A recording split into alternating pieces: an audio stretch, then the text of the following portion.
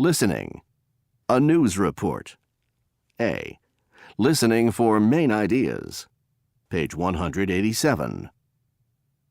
Our first story tonight comes from the world of information technology.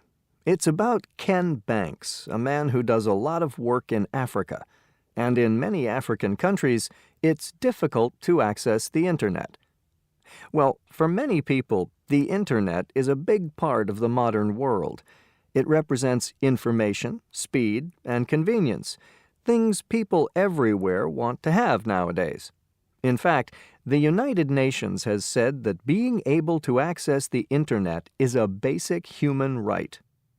So according to the UN, it's the responsibility of countries to allow people to access the Internet, to get the information they need, to communicate with other people, all the different things we do online.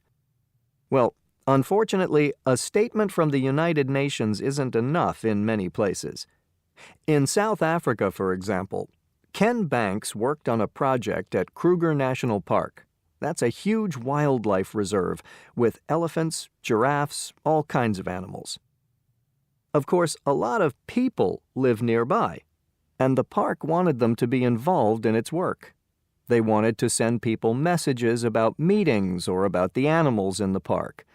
They wanted to ask people for their opinions about park decisions. But all of this was a problem, since people in that area could not access the Internet, so the park could not contact people that way.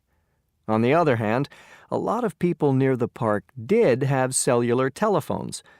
So Ken Banks invented software that he called Frontline SMS. With that software on your computer, you just need a device that connects the computer to a cell phone.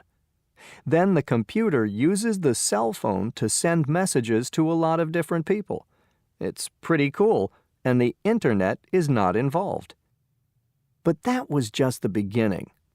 People in many parts of the world had cellular phones, but no Internet service.